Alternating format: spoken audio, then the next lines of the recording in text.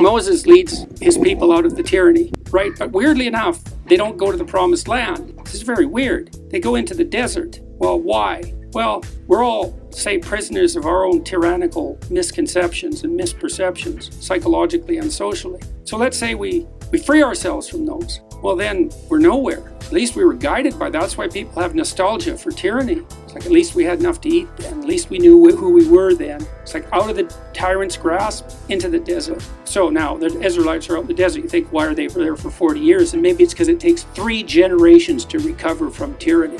You're in the desert, man. And so the Israelites start worshiping idols. It's ideology. It's the same thing. And that's why, because they don't have anything to orient themselves, because they're not tyrannized anymore, and they get all fractious and they fight with themselves. And Moses has to spend like all day judging their conflicts, because otherwise they're at each other's throats. And anyways, they turn to false idols. And so God isn't very happy about this, and he sends poisonous snakes in there to bite them. So it's like out of the tyranny, into the desert. Now we're fractured by ideologies. Now the poisonous snakes come. And so the poisonous snakes are biting them and biting them and biting them. And they finally break down and go to Moses and say, look, you want to have a chat with God and get him to call off the damn snakes? And Moses says, yeah, okay. And so he goes and talks to God. And God says, this is weird. This is one of those impossibly weird stories. You think this is either insane or it's true, because that's the only options. It's not boring. It's not predictable. It's either insane or it's okay.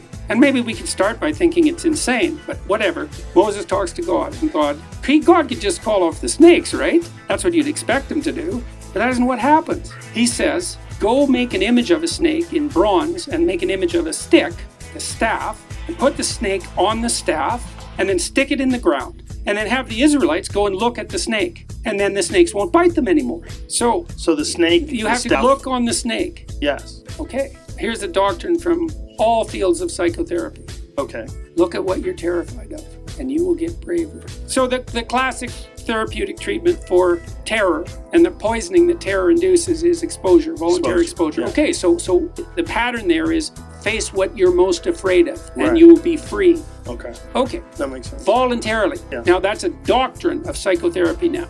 Right. Okay. So now that's weird. That's weird. So God doesn't chase away the snakes. He makes everyone braver. Okay, because that's better than being safe. Bravery is better than safety. It's a more reliable cure for terror. Okay, now that's cool. But this is even more cool. In the Gospels, Christ says that he has to be lifted up like the serpent in the desert. You think, what the hell does that possibly mean? Because, well, that's a snake first on a stick. And Christ is comparing himself to a snake on a stick? Okay, so what is this? What can this possibly mean? Well, I was thinking about that in relationship to imagery of the crucifix and the story that surrounds it.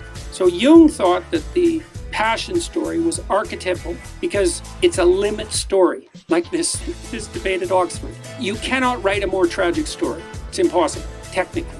Why? Well, because it's a story of the aggregation of everything that people are afraid of. So there was no death more painful than crucifixion. That's why the Romans invented it. It was to punish political miscreants. It was the slow, agonizing death by suffocation, essentially, and dehydration and exposure. It's extraordinarily painful. Okay, so that sucks. That's pain, man. Plus, you know it's coming. That's part of the story. Plus, your best friend betrayed you into it. Plus, your people turned against you. Plus, you're led by a tyrant who doubts truth. Plus, you're a victim of the Roman Empire. Plus, you're completely innocent. Plus, everybody knows it. Plus, they choose a criminal to be released from this experience instead of you, even though they know he's a criminal and they know you're innocent. So, and you're young and you've done no wrong and all you've done is help people. So it's a limit story. Okay, so then you think, we've been looking at that limit story for 2,000 years in the image and in the story. What are we doing? Well, you're supposed to visit the stations of the cross, let's say. Okay, here's the idea.